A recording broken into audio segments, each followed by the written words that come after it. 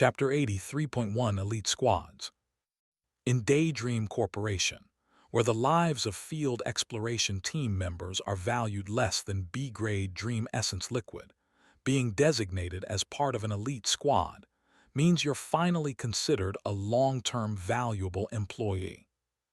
This designation comes with perks, a personal office, a separate salary table, and additional options in the corporate benefits mall. Most importantly, if things go south, they assign you a round-off team member to act as a sort of extra life. While it's a policy that leaves a bitter taste, there's no denying it improves survival rates. And now, the development department managing director in front of me was making an offer. Currently, there's a growing initiative to increase the number of elite squads. Wouldn't it look great if D Squad were one of them?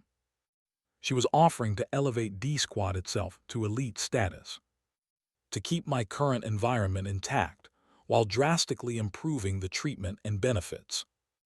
It just happens to fit alphabetically, and it would simplify administrative processes in many ways. Then, pick one coworker you'd like to work with. If you prefer, you can prepare a list of 2 or 3 candidates. Wait a second. I can't keep up with the flow of this conversation. Thank you, but why are you making such a significant offer to me? To be frank, I'd understand if she wanted to send squad leader Lee Jahian to an elite squad. As far as I remember, he was already on track for a brief stint as an elite squad leader before being promoted through another route. But why did I somehow fit her criteria? It's strange to bypass the squad leader and make this kind of offer to a new hire.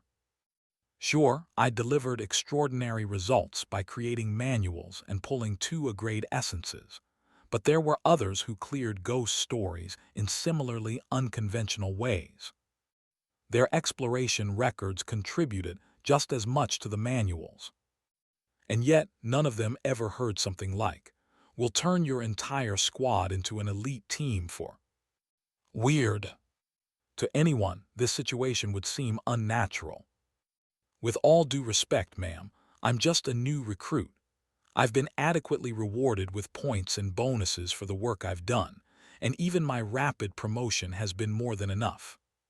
Supervisor Solium, have you ever heard the name Yoon Jo-hoon? A chill ran down my spine. I barely managed to keep it from showing. Instead, I succeeded in responding in a calm, tense tone appropriate for the situation. Is he an employee? That's correct. The managing director replied nonchalantly, smiling faintly as she looked at me. He was the supervisor newly assigned to D Squad in the last round of personnel changes. But now you won't find him in the company database, nor will he exist in your memory. I didn't react. At higher levels, there's sometimes a darkness like this. When someone fails, their existence is erased. But the managing director placed the folder in her hand down and retrieved something from beneath the desk. A Dream Essence collector. Dream Essence collectors from deceased employees are still retrieved by the company. Regrettable, but this is a self-operating model powered by the essence collected right up until the moment of death. And the managing director flicked the edge of the recorder attached to it.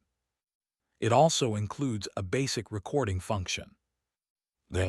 This means that even exploration records from employees erased from existence can still be reviewed and referenced by the company. Holy shit. You've probably wondered about it at some point. How are the records of deceased employees referenced in the manuals? Wait a second. She's right. Of course, they included the results of deceased employees' explorations, right? That was natural. To build the atmosphere of a ghost story, records of explorers being wiped out had to be included. They were effective at heightening the fear. Even the records of erased employees and objects existed in pristine detail. But I always thought the wiki was omniscient by design. The logic behind their existence seemed conceptually sound. Records of the field exploration team's employees are transmitted to the company upon death. That's how it was explained. Details about the items or methods used weren't elaborated on, supposedly to prevent conflicts in the system settings. So when I landed here, I accepted that blind spot as just another natural element of the setting. After all, this was a universe based on a wiki. But now I find out there's such a detailed and definitive system in place. Suddenly, all the questions I had brushed aside as just part of the world building came rushing back to me. Could there be coherent background explanations for all of those gaps too? In ways like this, my mind was racing. Mr. Roe dear, the person in front of you is still watching you. It seems she wants to continue the interview. She seems to prefer a humble attitude from stars like you, so let's focus. Right. For now, I needed to focus on the conversation at hand. Fortunately, my reaction didn't go beyond the level of a curious employee uncovering a company secret, and the managing director continued speaking. Based on this record, it seems you have a rather unique way of exploring and dominating the darkness, Supervisor Kim Solium. It appeared that Supervisor Yoon Jo-hoon had recognized me when I became a student. Becoming part of an urban legend yourself. Assimilation, it's not a method for the faint-hearted or the unwise to attempt. What are you even saying? That sounds terrifying. In any case, even such exploration records are being collected without gaps. I wanted to share that with you. Managing Director Chung looked at me. What do you think? Is it more systematic than you expected? I've heard there are employees who claim this company runs on sheer improvisation. This is making me break out in a cold sweat as a mere cog in the system. I've even met and spoken with some of them. Most of them are bright individuals. Her tone was strangely kind. But eventually, they'll realize there's no other company in the world where rewards and punishments are as clear and rational as this one. If you're truly capable, even a few mistakes won't stop you from moving up smoothly. I didn't agree with her. But Managing Director Chung smiled as if I had enthusiastically responded with, "Of course, ma'am, I'll think positively about it," and then dismissed me with a parting remark. "Off you go. Send my regards to Squad Leader Lee Jae-hyun. Friend, do you know this saying, cream always rises to the top? It means the excellent always stand out, no matter where they are. A phrase perfectly suited to describe you right now. Honestly, the nail that sticks out gets hammered, feels more accurate." I returned to the D-Squad office feeling utterly drained. It was like reading a pseudoscientific book and realizing it was all true. I couldn't hold back any longer and spoke to Squad Leader Lee Jae-hyun. "Squad Leader." "Yes. What I just went through wasn't an interview." "I see. Do you need help?" "Yes, sir." "Explain." I practically rapped out everything that had just happened. From Managing Director Chung's remarks, the Dream Essence Collector, the missing D-Squad employee, and even the proposal I received. Anyway, information about the Dream Essence Collector is probably something a squad leader would already know. Plus, I knew Squad Leader Lee Jae-hyun wasn't the type to get angry or manipulate me for receiving an exceptional offer over him. Because, well, he's a lizard. "I see." As expected, the lizard simply nodded. "Do you need my advice?" "Yes." "Decline it." That's it, just a flat-out conclusion. "Could you tell me why?"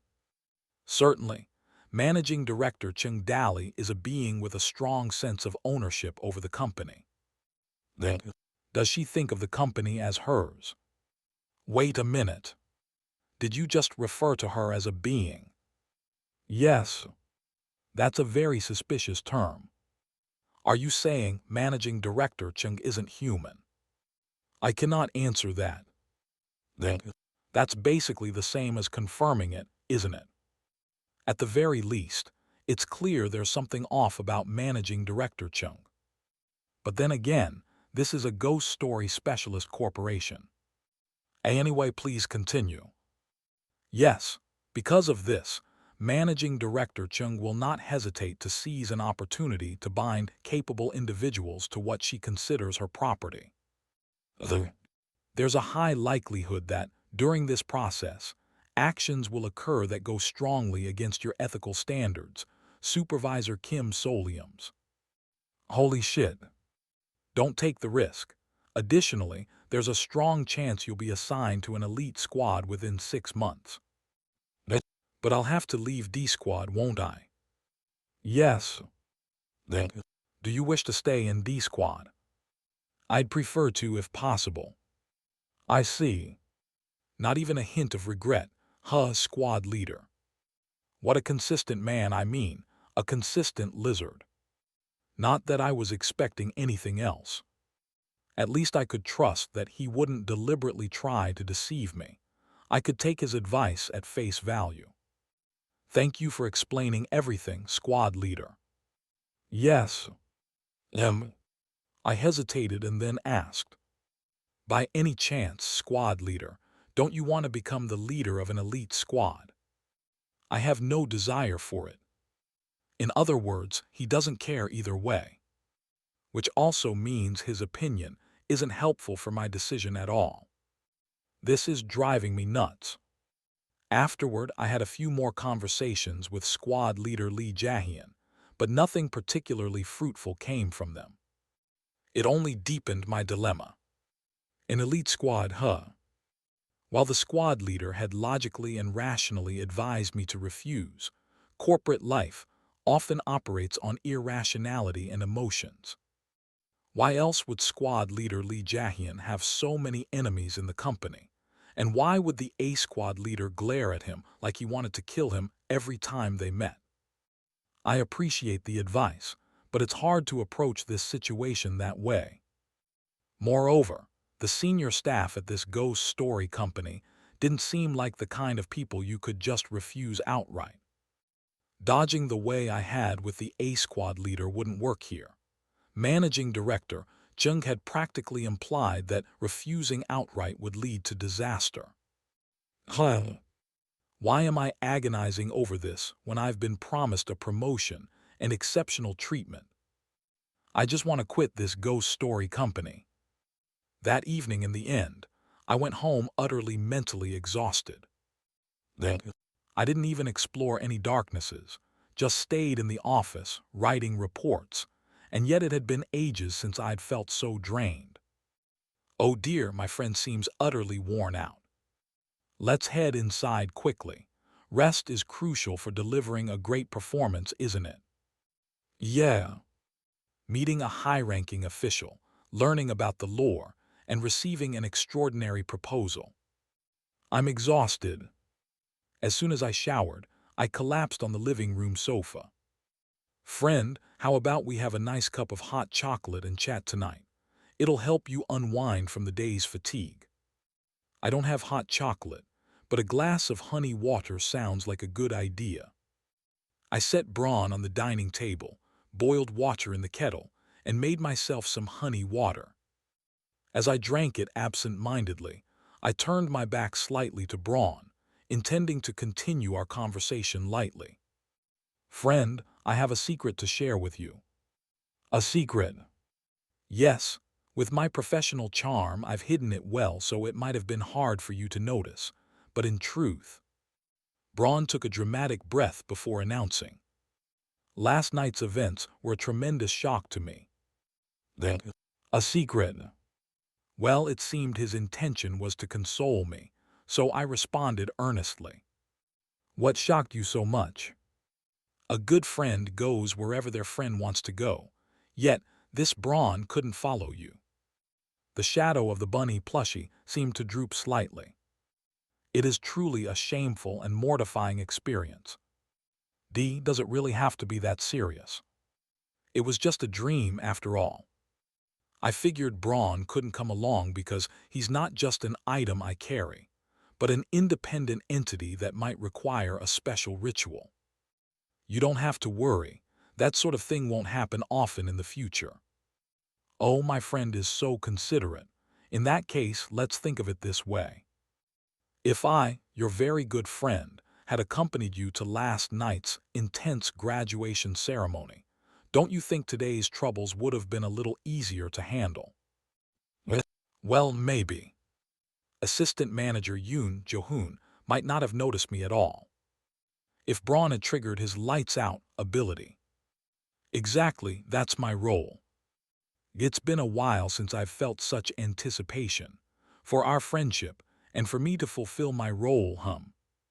From behind me came the sound of someone packing nervously, like a shoe tapping against the floor. And then they stopped abruptly. Right, I would have loved to act directly, but with this body of stuffing, I'm afraid I'll need your help. Just one simple action, and we'll be in a much better position, friend. Could I ask you for this favor? Braun spoke in a polite and warm tone.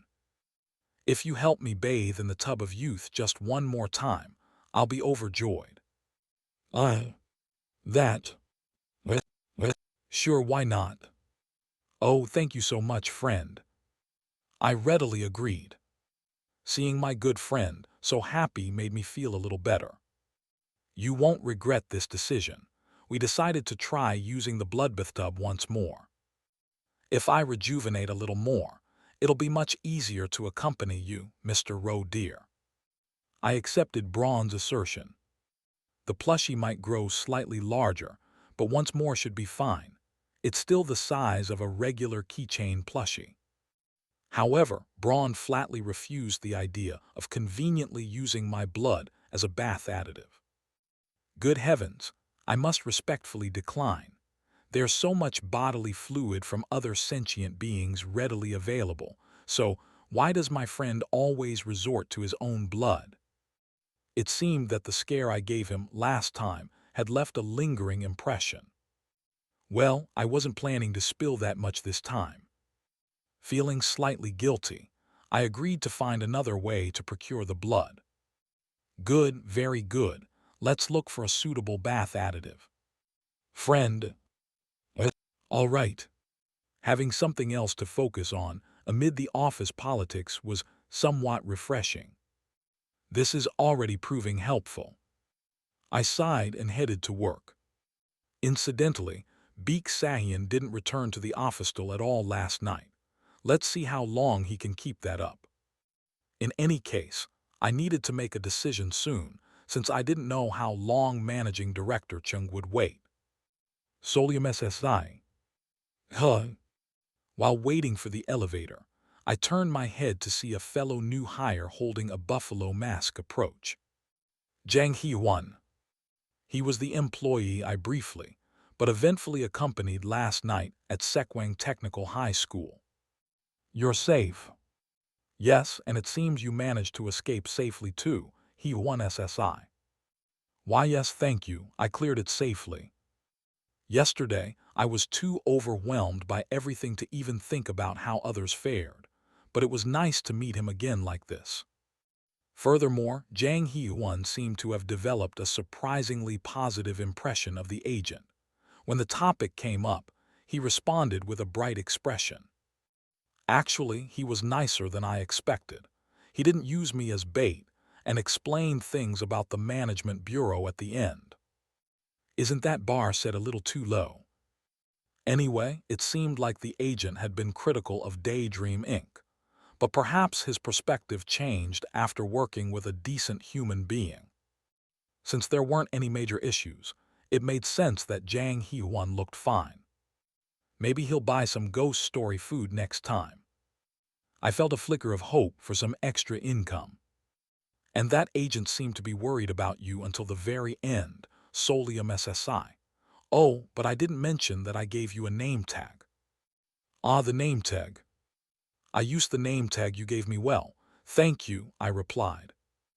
Honestly, even after borrowing the uniform, there were ways to procure a name tag, but it was true that I used it quickly and effectively thanks to him. I won't forget that you gave up something so valuable, even though it must have been precious to you, out of concern for me. Oh no, it was nothing compared to what you did for me. What I did for him. At that moment, Jang Hee-won clenched his fists and spoke with a joyful expression. Solium SSI, I've been reassigned to a general squad. They really transferred me after 3 months of holding out. Truly, truly, thank you. I think it was thanks to you. Though, it was such a chaotic reassignment season that I hadn't checked other squads, but this was great news. I asked cheerfully, congratulations, which squad were you assigned to? I'm with F squad now. Oh, you're in the same squad as Beek Sahian SSI. Yes, he's very kind. It seems like his standards for good people have significantly dropped after his experience with the round-off team. No wonder they worked together in the last ghost story. Turns out they weren't just passing by, they were on the same squad. Smiling, I said, what an amusing coincidence. I share a unit with him at the company housing. Let's all meet up for dinner sometime, just the new hires. Oh, thank why, sir. At that moment, an unexpected encounter happened in front of the elevator. Good morning, Squad Leader Lee Jae-hyun. Yes, good morning. It was Squad Leader Lee Jae-hyun, also on his way to work. After briefly responding to Jang Hee-won's polite greeting, Lee Jae-hyun immediately addressed me. Solium SSI, you've been summoned. Again. Do I need to stop by the office first, or can I head straight there? Head straight there. Feeling like I was developing a phobia of summons, I reluctantly pressed the button for the 25th floor instead of the 13th. Once again, leaving the field exploration team's floor. I prayed it wouldn't be anything serious. Have a great day, Solium SSI. Yes, you too, Hee-won SSI. After seeing off Jang Hee-won, I ascended to the 25th floor with squad leader Lee Jae-hyun. Ding! Follow me. Yes, sir. I trudged behind the squad leader. This feels longer than I thought. After taking several winding turns down the hallway, instead of a meeting room, a door came into view. It had an unexpectedly warm wooden nameplate. Fox Counseling Office. Wait a sec. Squad leader, this is. Thud. Suddenly, I was pinned to the wall by squad leader Lee Jae-hyun. Solium SSI, answer the following questions immediately and without hesitation. Oh dear, does you need my assistance, friend? Wait, hold on. The atmosphere felt tense. I glanced at the lizard. His red, vertical pupils stared sharply at me. Do you remember the conversation we had yesterday? I swallowed hard. Yes. What was the topic at the end of our discussion? That D-Squad could possibly become an elite team. That was not the last topic. Answer again. What? That was the last topic. It wasn't. We discussed another topic afterward. No way. Maybe we did, but it was just small talk, wasn't it? Do not hesitate. Answer me. Damn it. I don't remember. Wasn't it just small talk, idle chatter? The heavy silence and pressure continued. And then, SRRRK. I see. Squad leader Lee Jae-hyun released me from the wall. I didn't know what just happened, but at least it seemed to be over. Solium SSI. Yes. You are contaminated. But that's... Well, it's common to have some level of contamination after exploration. But I couldn't even finish speaking before. Thud. Lee Jae-hyun threw open the counseling room door, grabbed me by the collar, and flung me inside. You may not leave until the counseling is complete. I will wait outside. Bang! And the door slammed shut. Then, no, no. How dare you treat my friend so rudely? W8, hold on. Let's not overreact, Braun. Let's calm down. It's all right. This feels like a misunderstanding. I held back a sigh and raised my head. Though I wasn't thrilled. I guess there's no harm in getting some counseling. It might even be good for my mental health. Let's not dwell on any side effects. It's probably a very low chance anyway. If that's what you think, Mr. Roe dear. All right. The decision was made. Dragging my feet, I walked reluctantly. What lay ahead appeared to be a locker room. A flowery sign was attached to the lockers. Welcome, dear client. Please change into a gown before entering. Rows of hospital gowns with green leaf pattern were lined up in various sizes. Is this a medical checkup or what?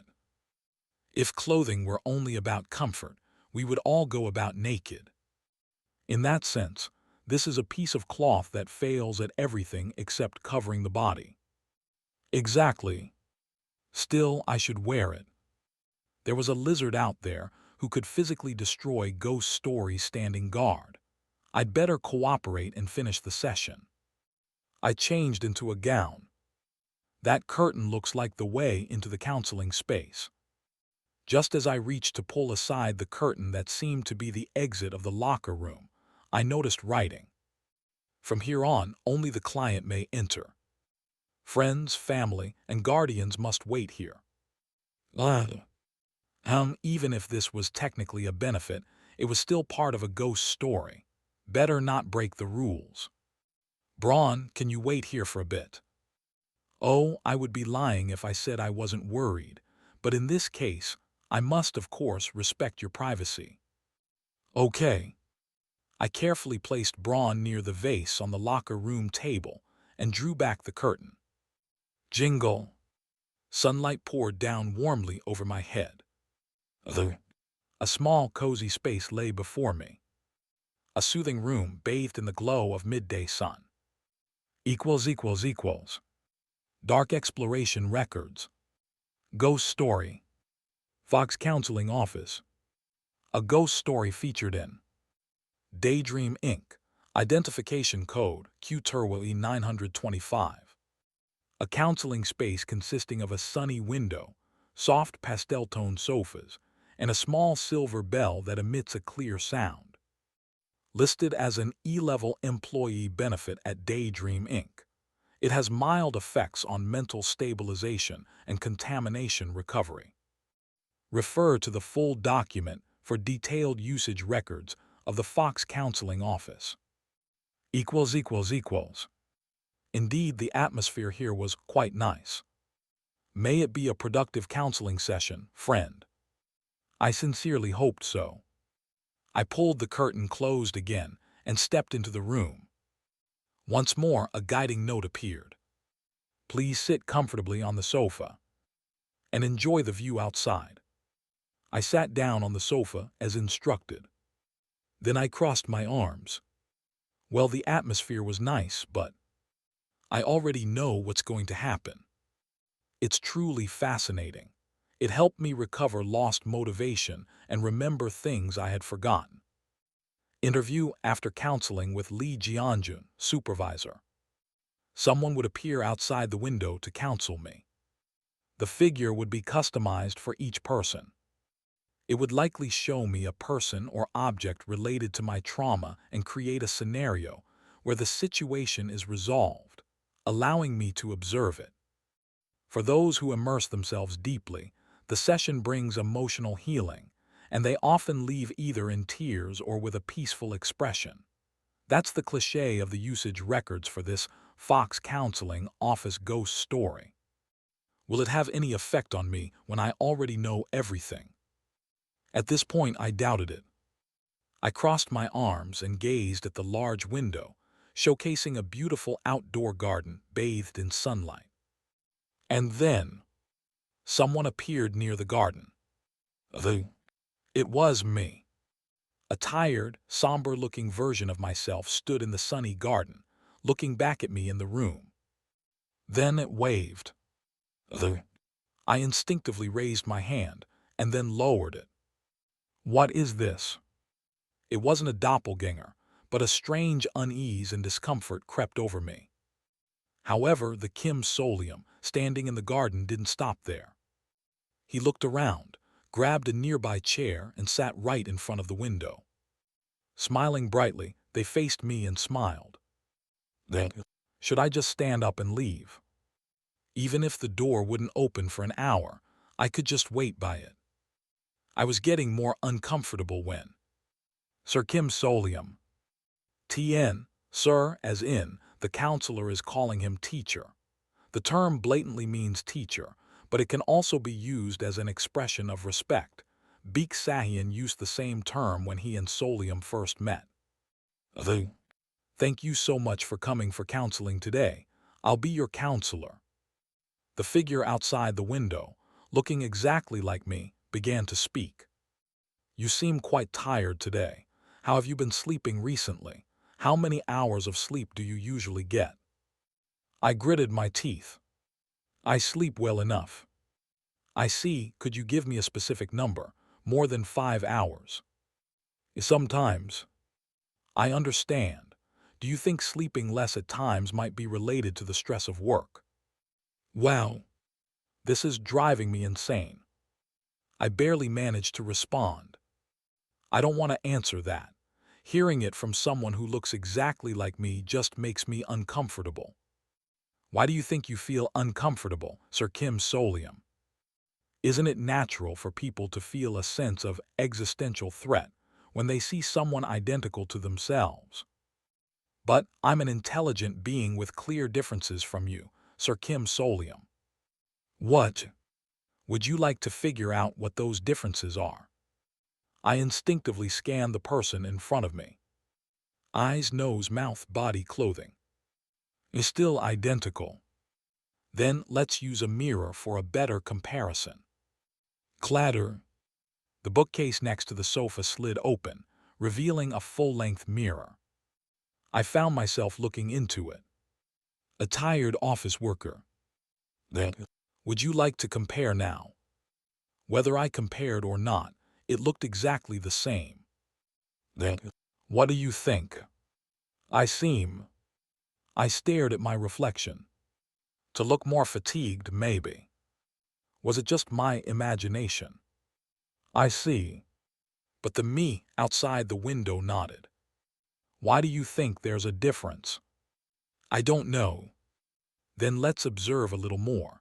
Maybe something else will stand out. I alternated between looking at the me outside the window and the one in the mirror. Eyes, nose, mouth, shoulders, arms. Wrists. The tattoo. I muttered as if in a trance. You don't have a tattoo. The tattoo I had retained from the theme park was there. But Chinese letter. This one was missing. The tattoo that functioned as my inventory. What kind of tattoo is it? Oh, that one. Yes. There must be a reason you got such a tattoo. What does it do? It lets me store items. I see. Do you have anything stored in it now? Yes. Could you show me? If you're uncomfortable, you can just place the items somewhere I can't see. All right. I retrieved items from the tattoo. Equipment, coins, various items. They were all familiar. I've taken everything out. I still didn't understand the point of this. How was this different from the me outside? Sir Kim Solium. Yes. I think there's still something left inside your tattoo. Enough. Would you like to extend your hand to me? I don't want to know. No, you do. You want to know, sir, and you can do it. Then I stood up from the sofa. I walked right up to the window and extended my hand. You've worked so hard. The me outside the window grabbed my hand. And then He thrust his hand straight into my tattoo. The warm sunlight streamed into the Fox counseling office. Standing outside the window was another version of me. He was gripping my arm and stirring through the tattoo. Huh, that's someone else, isn't it? Then I must reject this. Did I break the rules? No. Exactly, this situation isn't right. It isn't right. It isn't right. It isn't right. I must follow the rules because I'm a new teacher who adheres to them. All done, sir. The hand that had been stirring inside my tattoo withdrew. Thud. An object emerged along with the hand that had come out of what should have been an empty tattoo. This was inside. Under the garden's lights, the bold red title came into clear view. A brown file folder. Black kindergarten handbook. It looks familiar. How do you remember it? Good God. It felt like cold water had been dumped on me, and my mind instantly cleared. That, and like a dam breaking, fragments of blurred memories from the past few weeks came flooding back vividly. When I had sealed the contaminated supervisor Park, Min-seong from the kindergarten, into my wrist. The tattoo's space had consumed him effortlessly. Ah, the handbook must have touched me. I meant to handle it separately and would never have done that intentionally. The handbook Park Min-seong had been holding was absorbed into my tattoo, along with him in one go. I must have suppressed the urge to handle it separately, even though I fully intended to report everything to the security team after the rescue. But if you've taken any items or supplies from the Hungry Hangman Darkness, please return them. Oh, I don't have any. I hadn't returned the handbook. More accurately, whenever I tried to recall if there was anything else in the tattoo, an unconscious sense of rejection stopped me. Doubting the rules is against the rules. And even the fact that I felt rejection was gradually buried, as if I wasn't allowed to acknowledge it. Because teachers mustn't feel resistance to the rules. No, I shouldn't overthink this. What's clear is that I did make repeated attempts. Attempts to let others know that something was wrong with me. A squad leader. Yes. If it seems like I have a strange obsession with the rules, please look into it. Yes. I've just been overly focused on work lately, so I thought I'd mention it. I see. I had even brought it up to Section Chief Lee Jae-hyun several times, though each conversation ended with vague self-doubt and trailed off. I almost made a serious mistake. The handbook within the tattoo had begun to erode my subconscious, and eventually, it all seemed natural to me, so I could no longer recognize any of the bizarre signs. At least I regained my senses at Sekwang Technical High School, thanks to taking the nostalgia candy. But the moment I woke from that dream, even that reprieve ended. And yesterday, the last topic I had with Section Chief Lee Jae-hyun in that conversation culminated everything. Kim Solium SSI. Yes. Have you recently felt an unusual compulsion or pressure to follow the rules? Following the rules is only natural for a member of the workplace, squad leader. I see. Wow, oh my God. I feel like throwing up. Was that really me? I staggered and leaned against the window. So that's why Section Chief Lee Jae-hyun. He'd been so insistent on sending me straight to the counseling office. Everything was becoming clear now. It felt as if I'd taken off a too-tight turtleneck or wiped clean a pair of smudged glasses. A refreshing sense of liberation and exhaustion wrapped around my entire body. And unease, too. What are you thinking right now? I feel both tired and relieved. Does it feel like you've escaped from some uncomfortable compulsion? Yes. The counselor, who looked like me and stood outside the window, gazed at me with a comforting expression. You've done very well. Staying here and following through with counseling is a testament to your strong will. Then he quietly set the handbook down on the garden floor, retrieved a shovel from somewhere, and lightly dug into the ground. When you're caught in powerful compulsions or ideas against your will, it's truly distressing, isn't it? Rustle, rustle. The Kim Solium, outside the window, created a small dirt hole in the corner of the outdoor garden. Thug. The handbook was tossed into the hole. While change isn't always bad, it's only right to resist when your body and mind are being strained. The me outside the window neatly covered the hole with soil, then dusted off his hands with satisfaction. Sir Solium, do you see the small plant in that pot? A pot. When I turned my head, there was indeed a small pot on the table near the sofa. It was a sprig with tiny, underripe fruits the size of beans. Could you pick one of the fruits you like and bring it to me? Then I carefully plucked a fruit that seemed the ripest and handed it over to the me beyond the window. You did very well. The counselor outside the window held both the fruit in my hand. Then the fruit in my hand ripened to a vivid red. It swelled, looking plump and appetizing, as if it had absorbed plenty of nutrients. Chew it thoroughly before you swallow. Then I placed the fruit in my mouth. A torrent of intense anxiety, frustration, thoughts, and irrational sorrow and pain slowly melted away along with the fruit. When a client with severe mental contamination visits, red fruits, suspected to be from the fox's pouch family or fox beads, are offered as medication. The fruit has been shown to have excellent effects on mental stabilization. Any attempts to take the fruit outside result in its disappearance the moment it crosses the doorway. Who? With a deep breath, all the emotional residue scattered like grains of sand.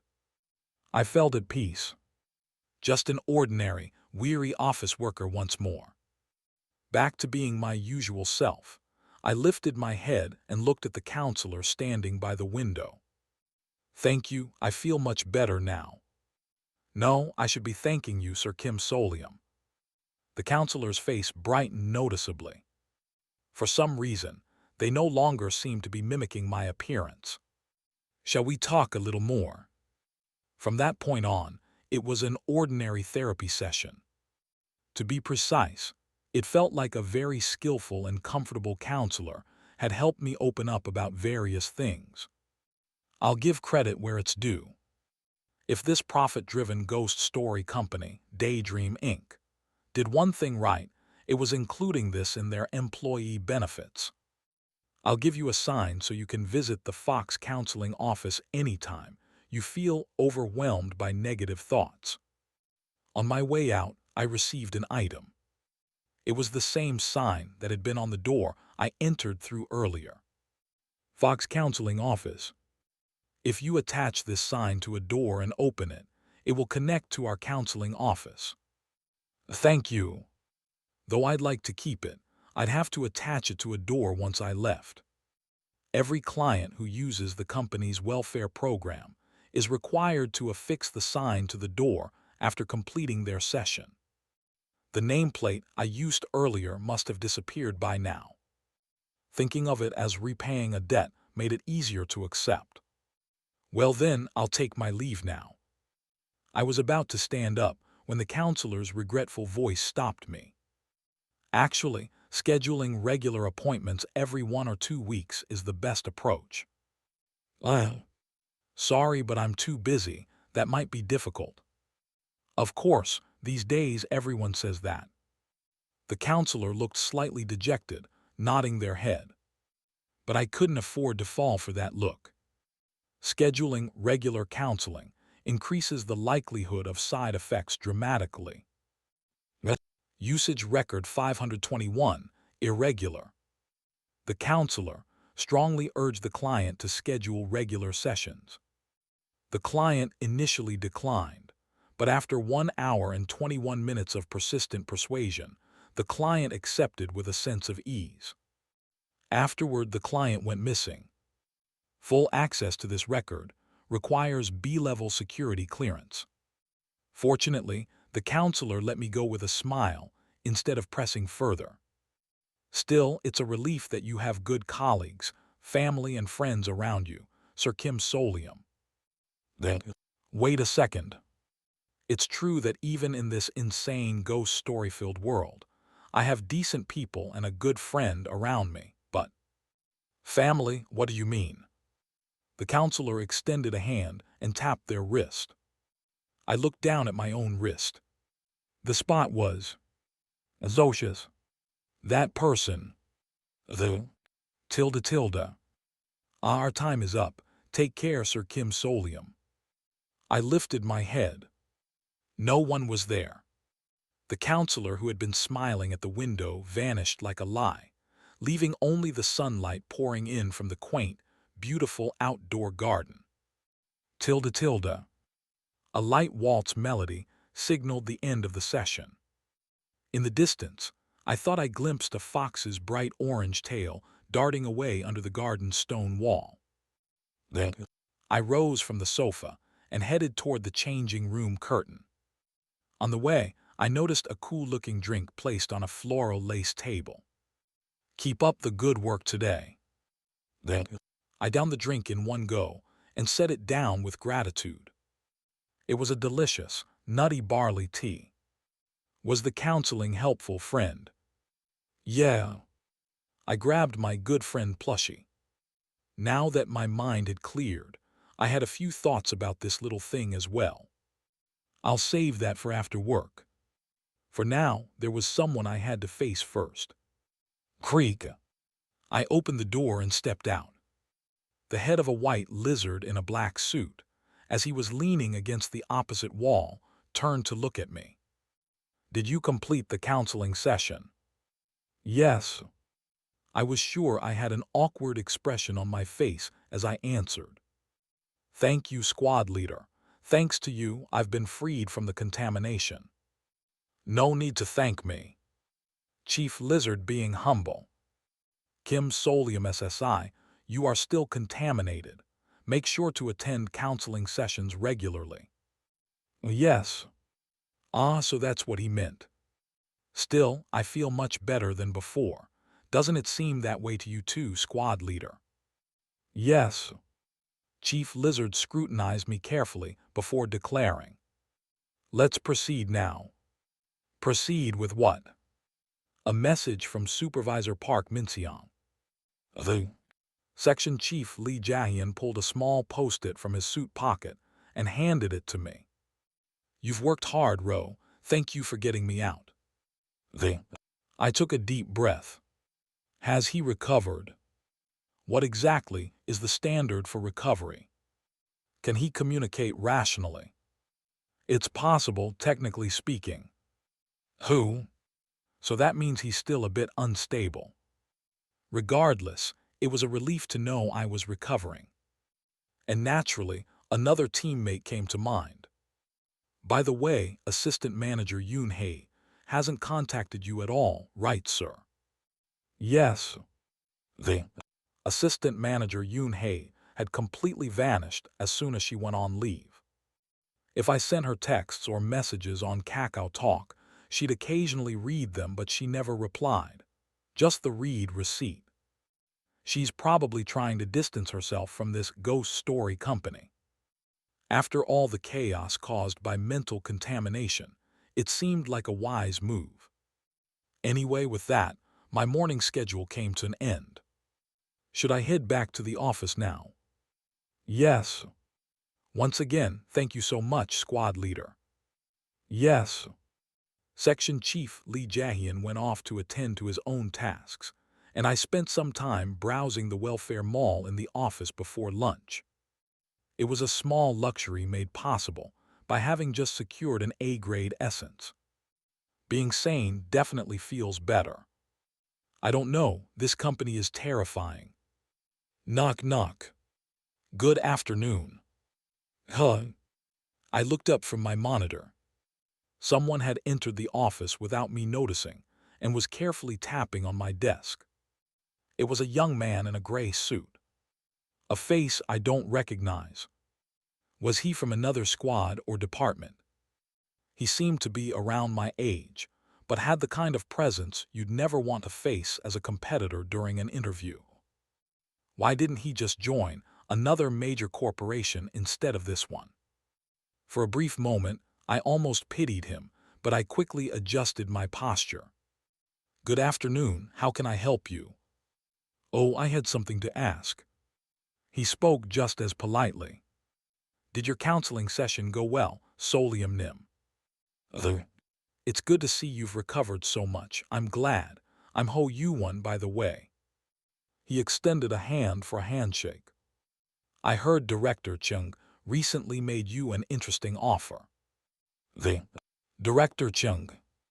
He didn't use an honorific. TN. Instead of Isanim, he just said Isa. And that name. Ho Yuan. Director Ho. It's quite a coincidence. I also have a proposal to make. Director Ho had paid a personal visit to D-Squad's office. I had heard about Director Ho indirectly several times, mostly due to internal office politics. He was in line with the elite A Squad and Lee Byungjin, who was the one in charge of manual evaluations. That section chief was close with A Squad, like on the same line. Director Ho has his eye on you, Supervisor Kim. The director is the best superior you could ever have in this company. Don't miss this opportunity. I had been encouraged multiple times to align myself with those on Director Ho's line. But I never expected the man himself to suddenly show up, unannounced, in D-Squad's office like a casual neighboring coworker. I instinctively stood up and bowed. Good day to you, Director Ho. Oh, you recognized me right away. What was he trying to act sheepish about after casually addressing Director Chung without honorifics earlier? He barged in as if he already knew about Director Chung's interesting proposal to me. Wait a second. Didn't Director Ho just say he had a proposal of his own to make? A proposal? I glanced at the young man with a pleasant demeanor. In a friendly tone, he continued speaking. Sorry about that. I must have made you tense by bringing up someone so intimidating, right? Not at all. If anything, I'm sorry for not properly introducing myself earlier.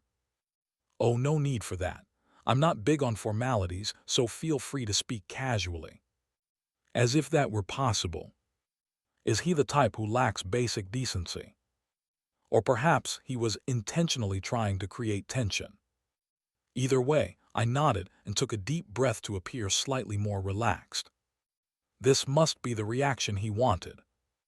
Sure enough, Director Ho continued with a calm expression, though his words didn't sound so benign. Let me take a guess.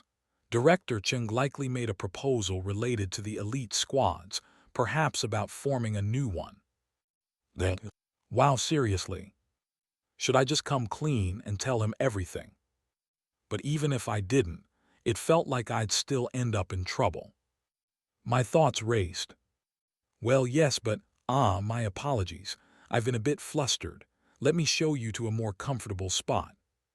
Feigning sudden realization, I guided Director Ho to the guest sofa in D-Squad's office, breaking the flow of conversation. You're buying time to handle a tricky guest. Well done, Mr. Roe Deer. That was perfectly natural. The ghost story quiz show host who incinerated anything unnatural in his show might have approved, but I still felt uneasy. At least I'd bought some time. I quickly dashed to the break room, prepared some snacks, green tea and coffee, and hurried back out. Would you prefer tea or coffee? Oh, just have whatever you like and give me the other. Does he not realize how insidiously passive-aggressive that sounds coming from an executive? I gauged his reaction and handed him green tea, pretending to prefer coffee. I bowed slightly as I brought it over. Thank you for your consideration. Not at all. Director Ho sipped the tea and made a generic remark about how warm and pleasant it was. Really, I didn't come here to pressure you, Solium Nim.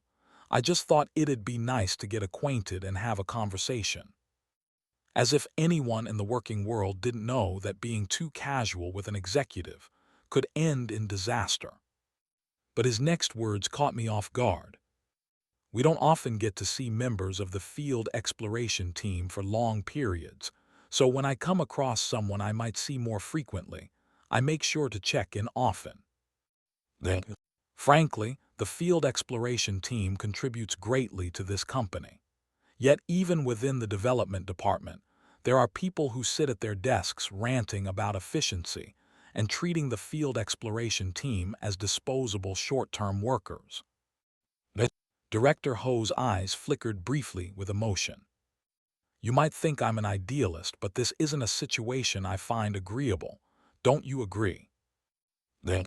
Doesn't that sound like a kind statement? But actually, it gave me a foreboding feeling.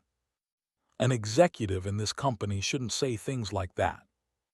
If he's at the executive level, he has the power to fix such issues directly. Why was he seeking agreement from a new hire, asking, "Doesn't this seem like a problem?" It's not like he's conducting a loyalty test for subversive ideas. But since he might be sincere, I carefully adjusted my tone. I aimed to respond in a way that wouldn't cause trouble, regardless of his intent, while giving the impression that I wasn't opposing him. At least no one here is forced to work. I've heard the company allows resignations freely and ensures the wish tickets are properly distributed. Yes, as you said, that's one silver lining. Director Ho smiled warmly. Compared to organizations that brand ordinary citizens as criminals without trial and sacrifice them to the darkness, at least this place offers some autonomy. Wow, this man really despises the Disaster Management Bureau. Better not let him find out I was involved. The agent ID badge was still in my possession, and a cold sweat ran down my back. I hid my expression behind a sip of coffee. Still, people who want to live even one day like a human being might reject such a place. Right, it's easy to talk with you, Solium Nim. That's a misunderstanding. But please, hold on to that misunderstanding for a long time. Before the conversation turned into a ticking time bomb, I desperately steered it elsewhere. Thank you, by the way, Director, about that proposal you mentioned. Oh, right, we need to talk about that. Director Ho's face lit up. Actually, I'm in the middle of forming a project team, and I'm recruiting employees for it. I'd like to invite you to join this project team, Solium Nim. What? I suddenly recalled something Section Chief Lee Byung-jin had once mentioned. There's even a rumor that Director Ho runs a top-secret project team under his department. You might get transferred there. And now that rumors become reality. But what came next was even more shocking. To be precise, as a candidate for team leader. Has this director lost his marbles? There are 3 candidates I'm considering. Honestly, if you had just 2 more years of experience, you'd be my top pick. For now, consider yourself one of the finalists. My mind was reeling. Oh, this offer seems to promise more authority than last time. Let's hear out the conditions, friend. No, hearing the conditions only works when I have some leverage to negotiate. Right now. This feels like I'm doomed, huh? Isn't this just like Paris receiving the golden apple? Whichever choice I make, I'll likely anger the remaining superiors. This is worse than just joining a line. I'd burn all bridges for switching sides. What do?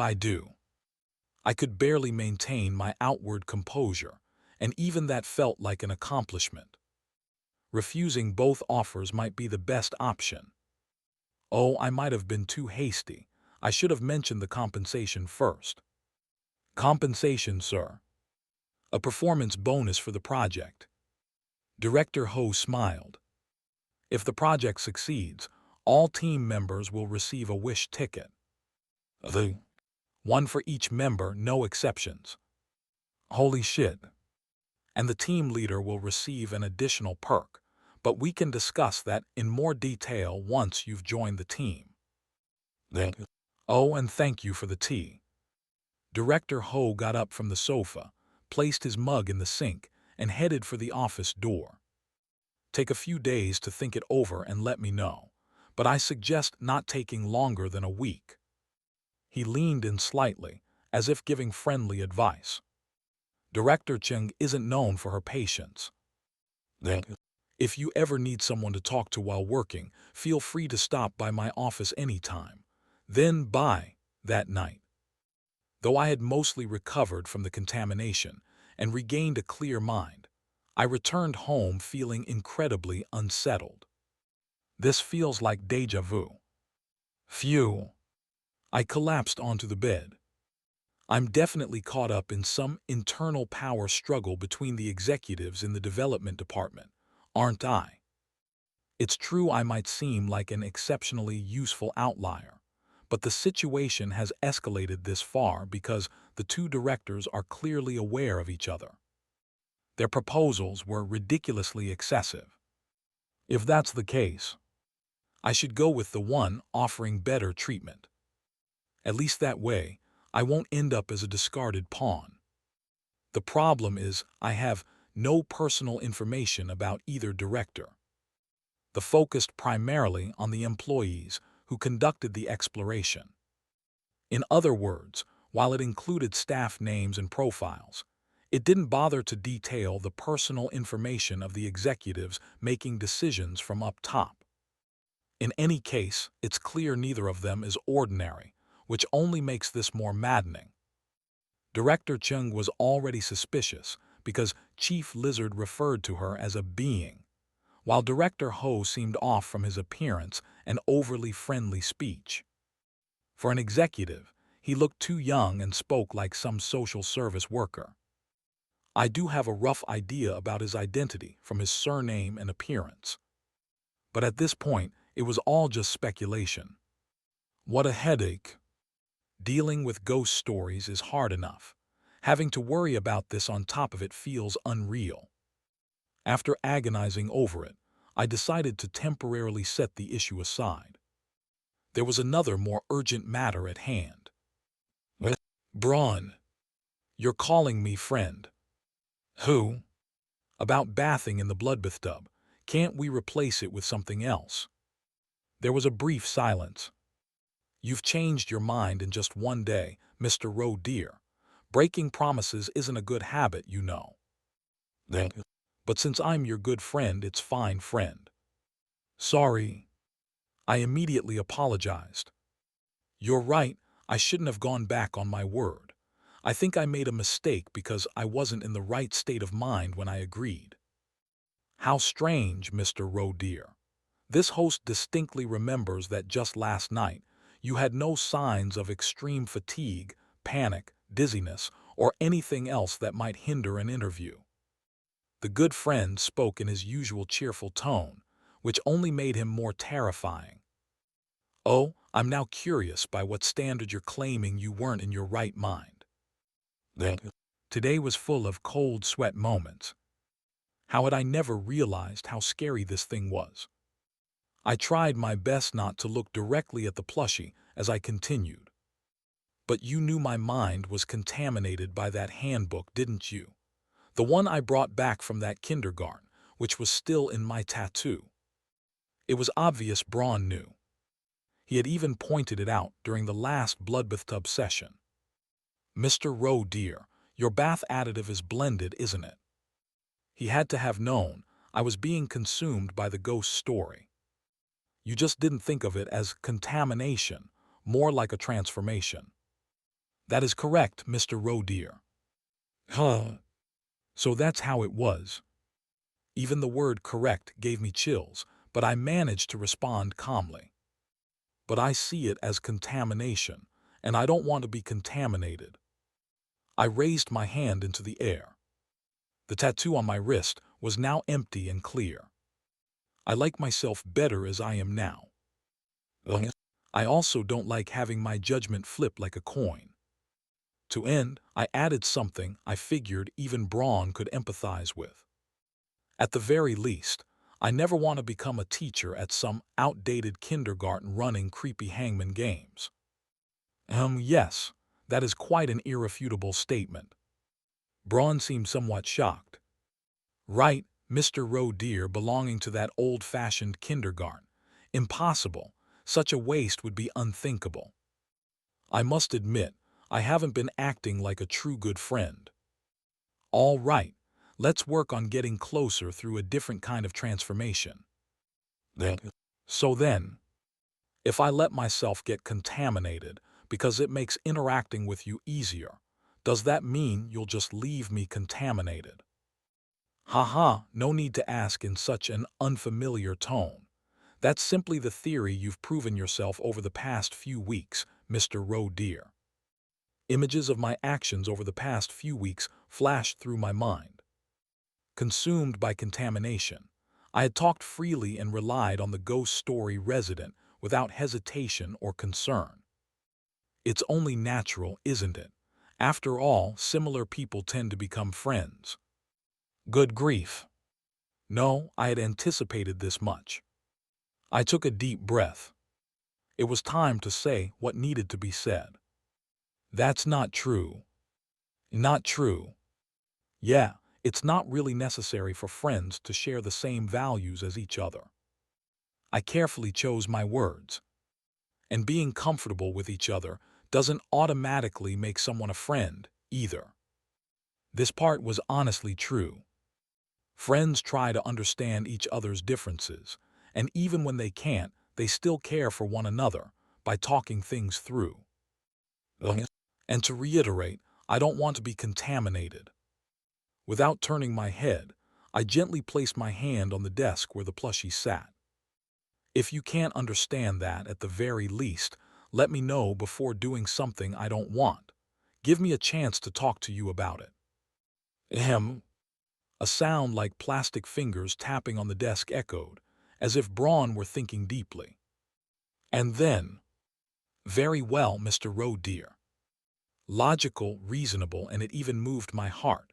I see no reason not to agree. After all, you are my friend. Who?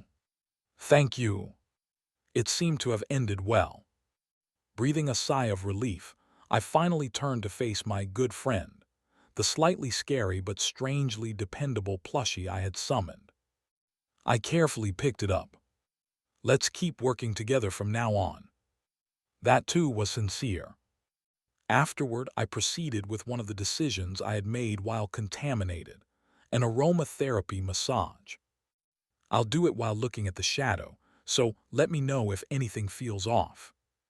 Of course, friend.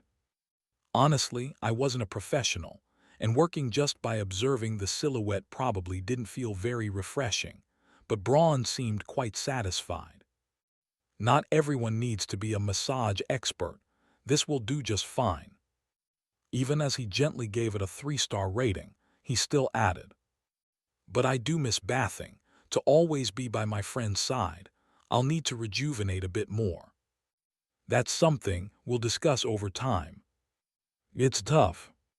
Maintaining a relationship with a ghost story resident like the good friend wasn't easy. It wasn't purely terrifying or nerve-wracking, but it wasn't entirely trustworthy or comforting either. Finding balance between those extremes is the rational approach.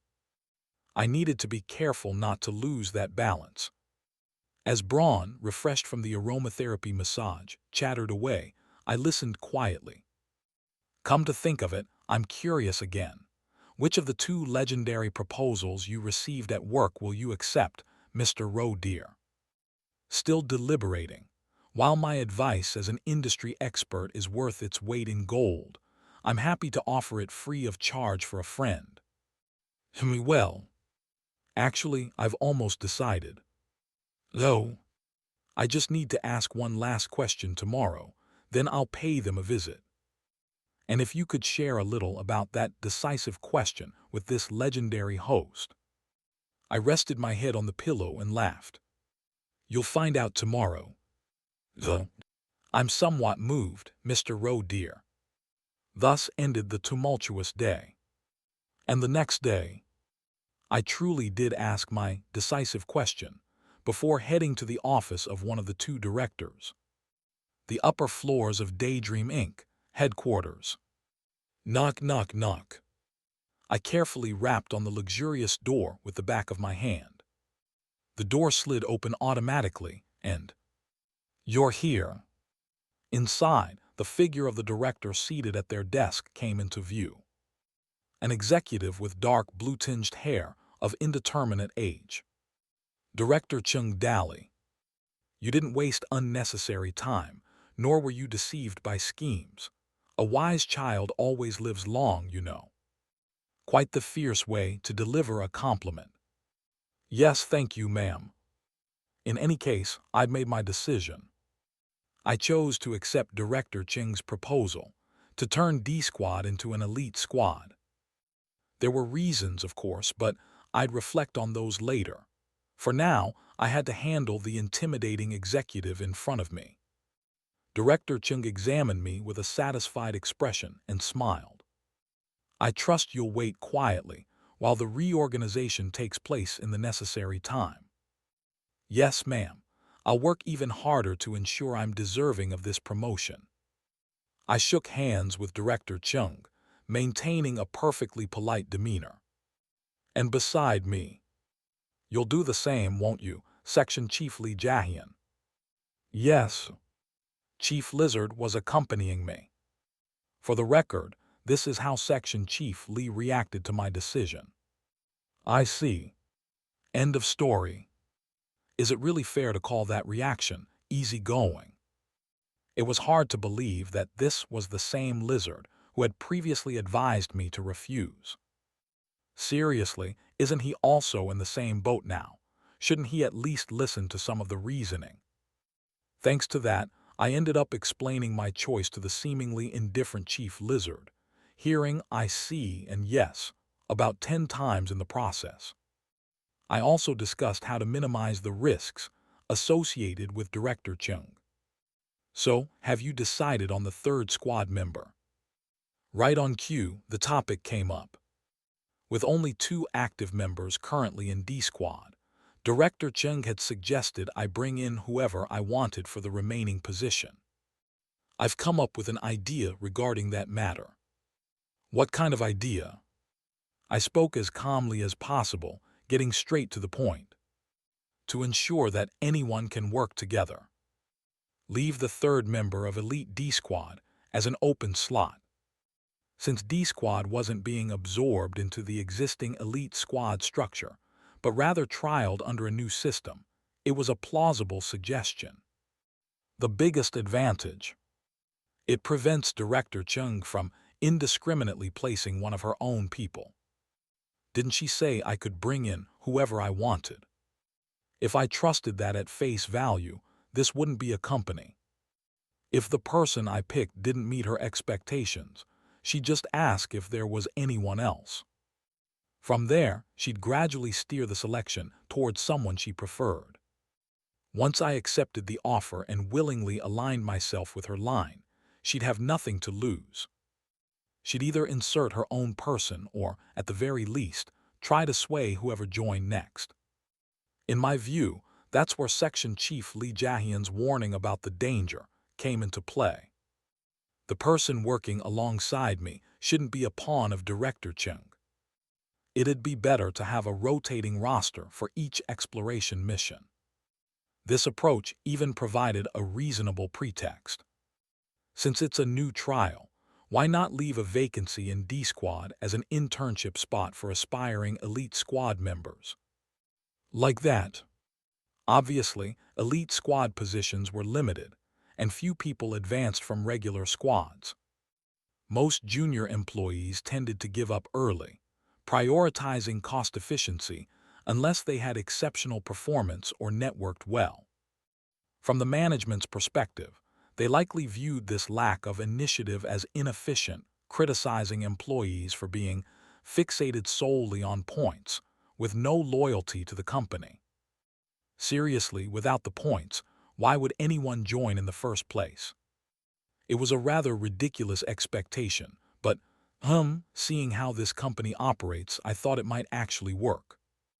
I considered whether it might provide a new motivation for junior employees in the field exploration team, who currently lack incentives beyond wish tickets, to want to improve their performance. I gave Director Chung a thorough presentation along those lines. Honestly, I wasn't sure if the employees would really bite. At best, a few capable supervisors or assistant managers might try the elite squad experience and then reassess their career plans. But it sounded convincing enough, and it wouldn't be entirely ineffective, so it worked out. At the very least, it should help set the tone.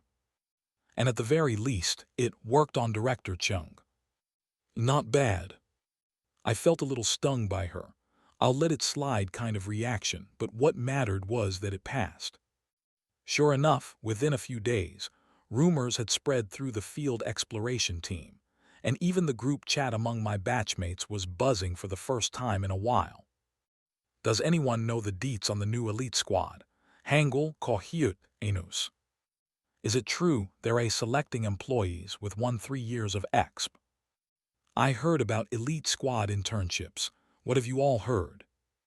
The elite squad's benefits are incredible. The funny thing was, no one messaged me directly anymore. Even after news broke that I'd cleared another A-grade mission, no one sent congratulations or inquiries. Is this ostracism? After carefully responding to a few group chat questions to avoid being underestimated, the questions themselves stopped coming. Come to think of it, I was the last to be added to the group chat in the first place.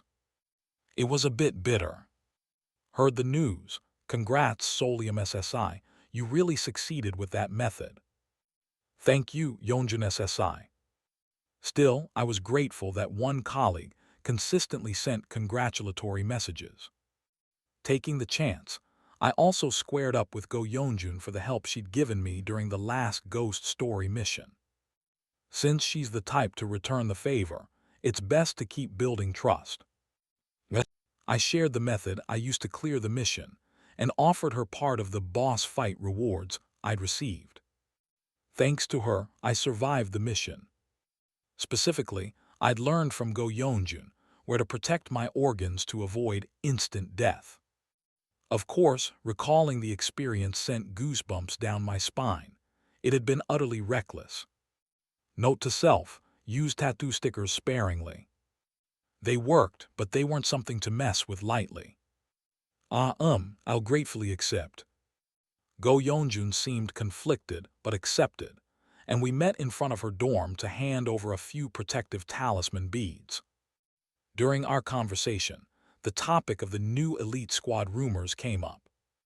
By the way, Yonjun SSI, are you thinking of aiming for the elite squad? No, I'm perfectly fine as I am, thank you. Please breathe before you answer, Yonjun SSI. She seemed to strongly suspect I might include her. To be honest, I'd considered her as a candidate, but maybe it's good I didn't push for it. In any case, this seemed like the best answer I could come up with in the current situation. Though of course, not everyone would agree with me. I really can't believe you've become an elite squad. Why would you make such a risky choice? The voice was filled with concern. Sitting at a desk in D-Squad's office, I rubbed my forehead. Director Ho. Yes. If I've been rude in any way, sir, I sincerely apologize. Why exactly are you here? Why are you sitting in D-Squad's office, as casually as if you were a coworker visiting from the next department, when we're about to vacate this place? Pardon, you've never been rude, Solium Nim.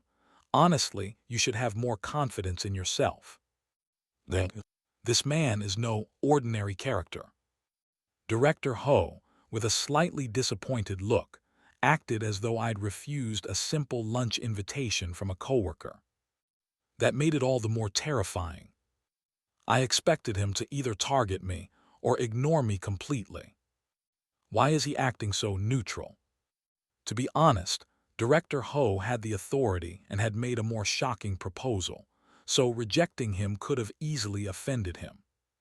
Any rational person would have chosen his side. Naturally, I was leaning more toward that side. At least until I asked this question. Director, if it's not too much trouble, may I ask what iteration this project is on? Iteration? Ah, you're asking which one this is.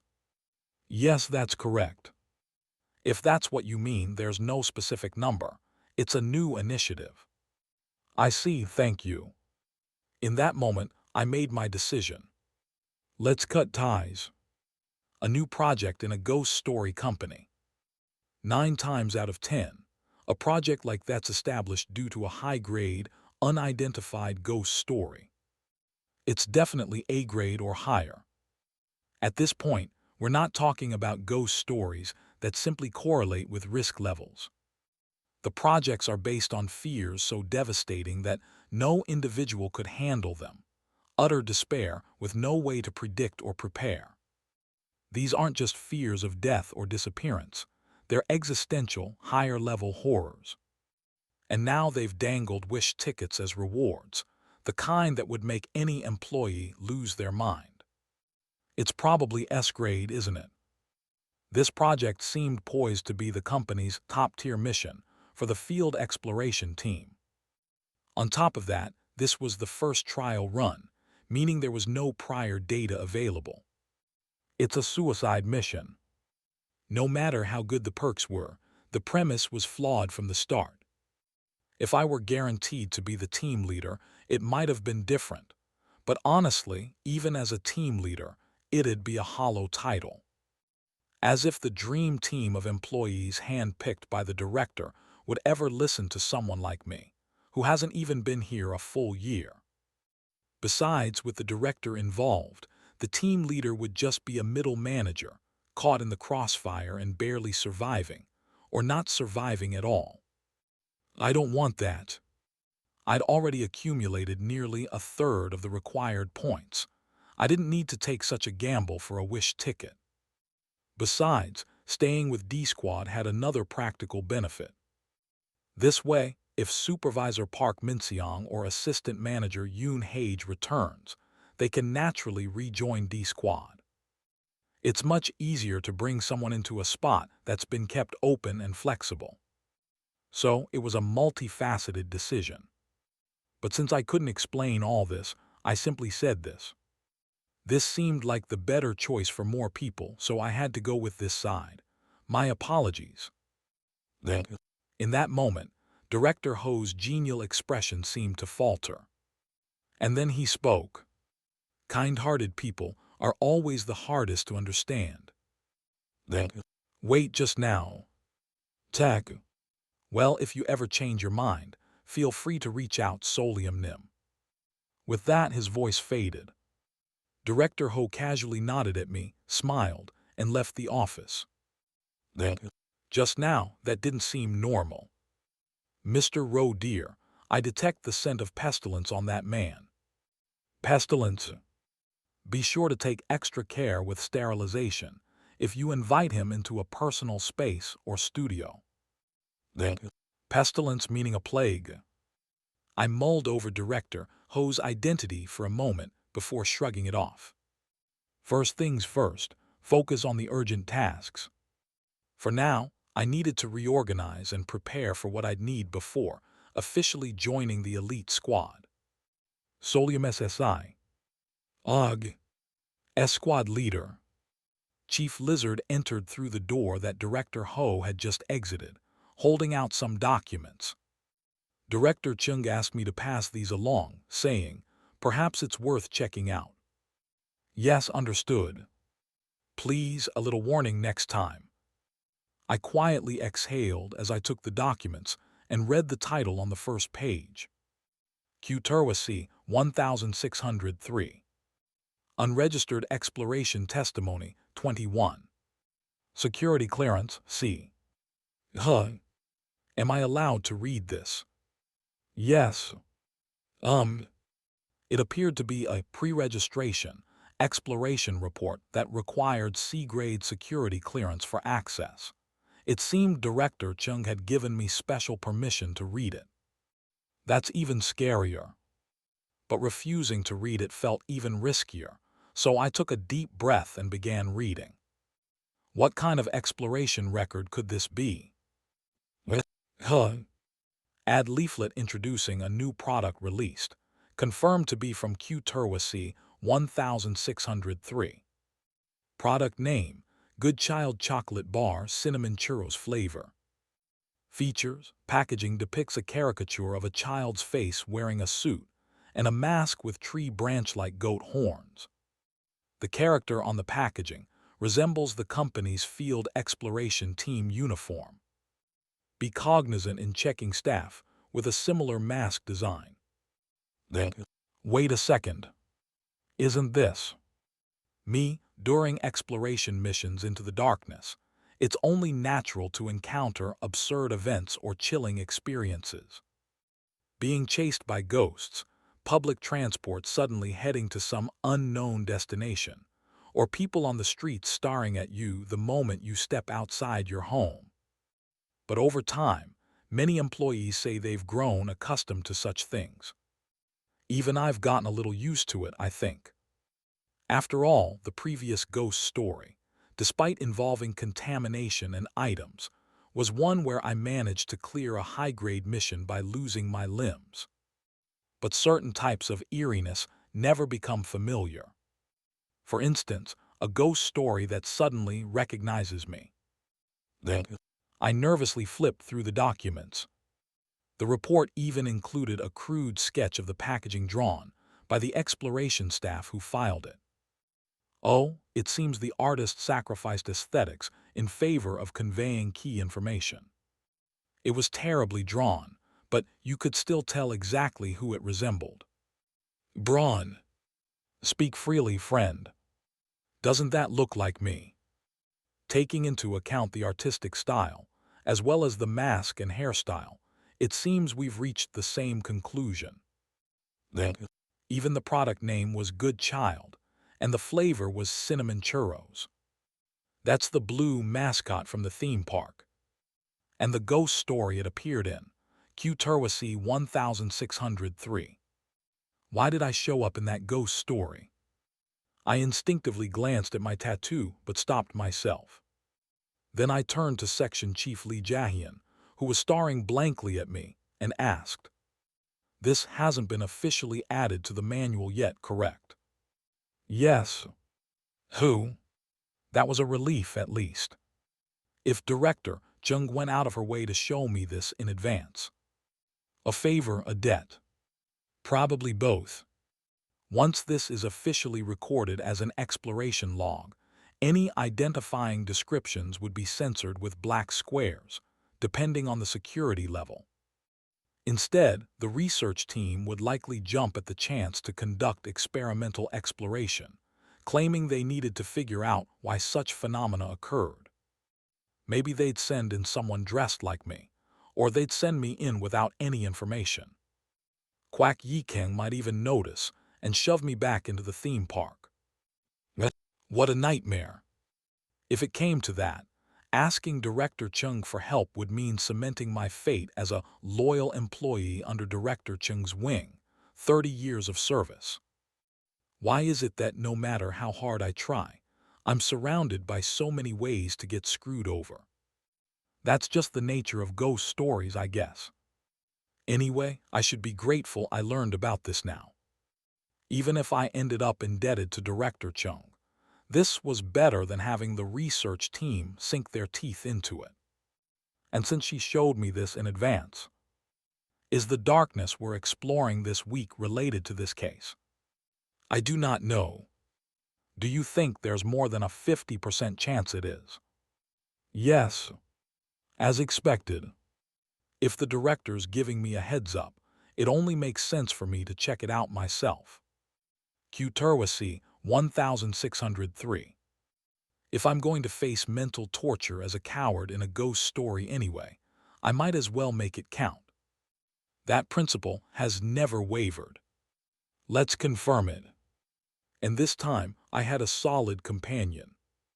the widely recognized brute force exorcism expert, Section Chief Lee Jae-hyun. Though, thinking back to the clown ghost story, his fearlessness could lead to some questionable decision-making under pressure. Well, if it's just one-on-one, I could probably find a way to persuade him or find an escape route. Lately, I'd even gotten better at handling conversations. So having a fearless squad leader as my partner wouldn't be a bad thing. It's actually quite reassuring. But there was one more variable. Solium SSI. Yes. Would you be requesting additional support staff? Ah, right. Squads in the field exploration team operate with a 3-member standard, so this time, our squad would get 1 extra member for support. I suppose this is like a pre-run for the elite squad. Usually, they just assign someone randomly, but is it possible to request a specific person? Yes. Oh, wait, hold on. I'd prefer not to go through Director Chung. Is that still possible? No. Then, good thing I asked. That could have doubled my debt. I suppressed a sigh, but couldn't hold back a lingering question. It was something I'd always been curious about with Chief Lizard. Pardon, squad leader. You tend to give very concise answers. Is there a particular reason for that? Yes. The lizard briefly looked skyward before refocusing on me. It's based on feedback to only provide detailed answers when explicitly requested. In what situation did you receive such feedback? On the 3rd day after I started working here, during an exploration mission into the darkness. Then, so that's why. Even without a detailed description, I could vividly imagine the situation, like a picture forming in my mind. Squad leader, if it's not an urgent situation, I'd appreciate it if you'd speak more freely when it's just the 2 of us. Understood. And then Section Chief Lee Jae-hyun began to explain. If you wish to specify the traits of the support staff, report it to me, Kim Solium SSI. While specific names cannot be designated, you may request preferred characteristics for the candidate pool. He's voluntarily explaining things. Mr. Roe dear, you have a knack for conducting interviews. Thanks. For a moment, I felt a surge of confidence, but the important thing was what Section Chief Lee Jae-hyun had just shared. So while I can't pinpoint exactly who should join, I can specify the kind of person I'd prefer. After some thought, I decided on one characteristic for the support staff. I'd prefer someone from among the current junior employees. There was an implicit meaning behind this. All current junior employees were my peers. Not because I feel isolated in the group chat or anything. Well, to be honest, there was something suspicious about this exploration, so I didn't want someone too high up the ladder, or rather, someone overly familiar with how the company worked. It'd be nice to make more acquaintances, too. I figured it was about time to expand my network within the company. Yes. Section Chief Lee Jae-hyun readily approved my request, and I found myself feeling a little excited. Who would the new face be? A few days later. Then, I met Jang Hee-won, who was standing in front of the D-Squad office door, looking at me with a welcoming expression. I'm Jang Hee-won from F-Squad. A familiar face. It wasn't a bad result, though. Since he wasn't a superior, the exploration would likely feel more relaxed. I smiled and extended my hand to Jang Hee-won. Nice to see you again. Let's have a good exploration today. Of course, Solium SSI. I'll do my best to contribute to a clear. Jang Hee-won enthusiastically shook my hand. He was definitely a good guy. Ooh, yes, let's work well together, Tilda. When I turned, I saw another employee stepping off the elevator, smiling broadly as she approached and greeted us with a slight bow. A cheerful-looking woman about my age, wearing a pony mask. This is the support staff from iSquad. The manual for this particular darkness recommends an even number of explorers, so 2 were assigned as support. My name's Kang Yahak Tilda, nice to meet you, supervisor and fellow employee. Right.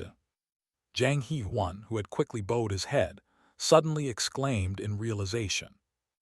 Oh, you're the one who's always chatting in the group chat. Yes, haha, embarrassing as it is, that's me. Kang Yihak, is it true you received 40,000 points, haha? Now I remember. When I joined the group chat, she was the one actively digging for information, prompting me to hold back a little. She seemed to dominate the group chat's atmosphere, more focused on extracting benefits than fostering camaraderie. That same peer now smiled and extended her hand to me. Wow, the top new recruit. Nice to meet you in person. Let's work well together, Tilda.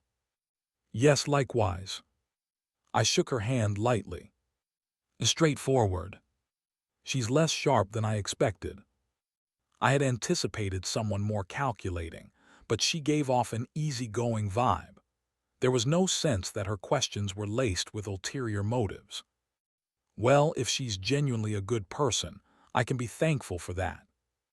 It's much easier to work with decent people than deal with someone like Beek Sahian, who was an absolute menace in a team setting. People who haven't experienced it wouldn't understand, screaming internally at ghosts while being stuck with a sociopath as your only companion. Oog. Let's move out. Yes, sir. Section Chief Lee Jahian strode forward, and we quietly followed him to the vehicle. I got in the driver's seat and set up the navigation app. We're heading to Gyeonggi-do, right, sir? Yes. So this darkness was taking us entirely out of Seoul. Judging by the exploration report I reviewed earlier, someone might misunderstand it as just a weird candy store ghost story. But Q-Turwasi 1603 was far bigger and gloomier. To enter this ghost story. Oh, we gathered late because we need to wait until sunset, right? That seems to be the case. I kindly answered Jang Hee-won and started driving.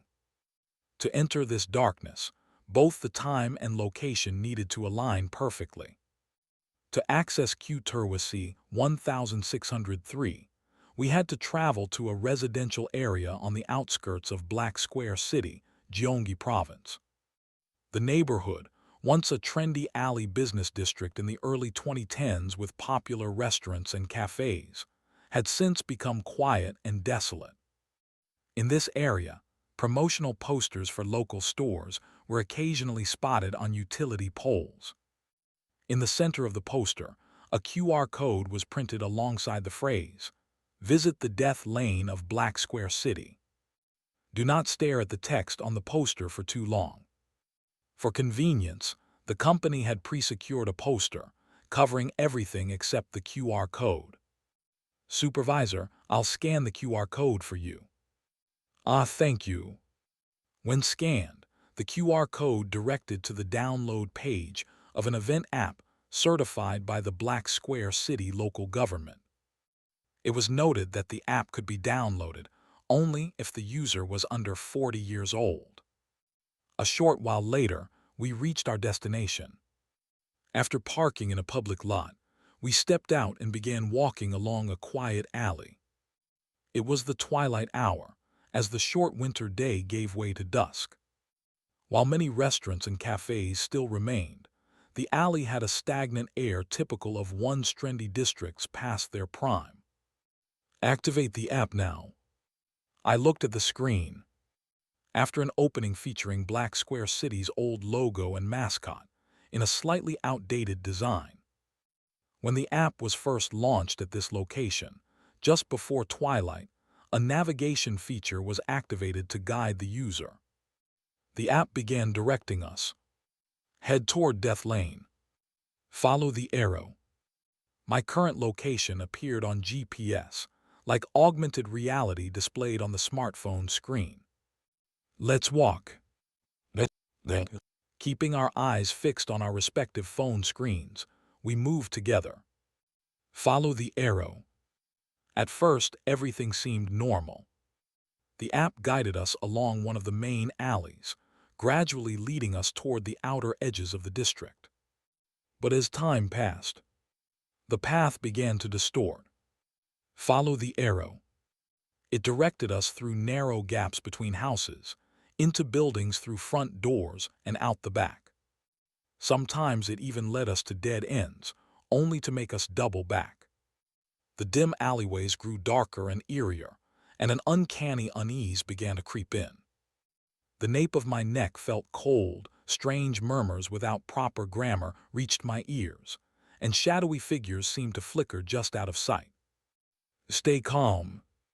But I couldn't turn my head. While following the app's navigation, do not take your eyes off the screen for more than 3 seconds or deviate from the guided path under any circumstances. Failure to comply will result in being classified as missing. In silence, we kept moving, carefully avoiding bumping into or startling each other. Follow the arrow. I just saw something straw. SHH. After about 16 minutes of walking in silence, the faint twilight glow completely vanished. The already dim alley was now plunged into total darkness, all light gone. Only the glow of our smartphone screens illuminated the residential area. Tack. Ta-da-tack. One by one, lights began to flicker on along the dark alley. The street-side shops lit up. Yellow and blue lights from the signs bathed the alley in an eerie glow. But this wasn't the familiar, worn-down district we'd seen earlier. Rustle, rustle. The bustling figures of shadowy people filled the alley. The signs, though seemingly familiar at a glance, bore distorted and unrecognizable names. The various shops lining the alley had their doors wide open, welcoming customers. Ding! The app displayed a celebratory message. Congratulations, you've arrived safely. Welcome to Death Lane. Have we arrived? Yes. We had successfully entered. Right into the heart of the ghost story. == Dark Exploration Record / Ghost Story. Black 16th Avenue. A ghost story featured in Daydream Inc. Identification code Q-Turwasi 1603. A street lined with shops where beings other than humans solicit customers. Explorers who access this alley through the smartphone app must never close the app. Walk slowly. We nodded silently and followed Chief Lizard, stepping deeper into the strange alley, Death Lane. A grotesque alley whose name seems inspired by one-trendy hotspot districts. If a civilian casually downloaded the app from the flyer and got caught up in this, they might initially be confused. The first area they encounter, the main alley of Death Lane, is filled with street vendors, making it seem like a lively night market at first glance. But upon closer inspection, confirmed items sold at Death Lane stalls. One beaded strap. A strap made of crimson string and ivory beads. Touching it leaves salt and ash on the hands, and the beads writhe and vibrate. Employees who touched the strap later complained of prolonged distress, claiming to hear cries for help, sobbing, and the voice of Black, recovered after a short-term memory erasure procedure. 2. Traditional bubble gum. Gum with reversed lettering printed on it. A balloon inflates inside the throat rather than the mouth, removed just before suffocation. 3. Floral slippers. A civilian who tried on these slippers under the vendor's insistence reported seeing fire, blades, and black square beneath their feet, followed by black square black. They then disappeared, sobbing into the alley. 4. Picture frame. Displays an image of a close relative being murdered. By this point, anyone would understand. To leave here safely, I must avoid looking at anything. The items being sold are all unusable by a normal person, yet the vendors actively solicit customers. The best strategy is to act disinterested, like someone with a destination in mind, and quickly pass through. However, as you escape from the flashy signs and bright lights into smaller alleys, the strangeness grows stronger. Because it never ends. The alleys grow narrower and narrower, eventually becoming so tight that no person could fit through. If you reach that point, it's over. That's right, you can't simply walk out of this lane. So what should you do? It's simple. Just as you followed the navigation guide on the app to enter, you must use that same navigation guide to exit. Ding! It's begun. I glanced at the new event page that popped up on my smartphone app. Death Lane Step Count Challenge. Don't give up on your body. Remaining steps, 10,000. This is it. The very thing that lures people into the ghost story, and at the same time, the most straightforward and safest lifeline for escape. If you successfully complete the Step Count Challenge on the smartphone app, you can leave the alley. This is the only way out. But while I, the coward, was busy thinking about this, the ghost story resident in my pocket seemed fully immersed in the night market atmosphere. It's been a while since I've visited a place like this. Isn't this a rare spot for a show host to visit personally? There's certainly a charm to exploring such a lively night market. Why not pick out something that suits us, friend? The quality may not be ideal, but a piece or two for keepsakes wouldn't hurt. Lug. No, let's buy something from elsewhere. I should get something better for a friend. How touching. Very well. This brawn will also think of something that suits a friend. And then, at that moment, Goddess Omi Tihayan Gspesa Al to show W Yoyu. One of the street vendors grabbed my arm. Ov Arhiri Ive got so me thing even better. Lati me s ho w. Call me I inside. Behind the vendor there was nothing. No open door, no shop, no space. Yet the vendor insisted again. Come inside. Don't look directly. Without closely examining the vendor's face, I just needed to calmly and naturally refuse. I barely managed to open my mouth. But before I could speak, Chief Lizard grabbed the vendor's arm. Tightly. The vendor flinched as the red vertical pupils of Section Chief Lee Jahian focused on them. The vendor averted their gaze and quietly released my arm. Then, as if nothing had happened, they began soliciting another shadowy figure. So that actually worked. I just realized something new. Even ghosts seem to mind their manners around the lizard. Thank you. Yes. Physical exorcism. Nothing could be more convenient. Come to think of it, I was supposed to receive some equipment from Section Chief Lee that enhances physical strength as a custom parent item. I'll have to bring that up after this mission is over. For now, though, Chief Lizard remained quiet, likely because this was a situation with real threats. He refrained from giving instructions that would only make someone with nerves of steel pass out. Instead, he simply said one thing. In cases where more than 4 people enter, it's standard procedure to split into pairs and explore new paths if possible. Mr. Roe dear, choose a pair. I see.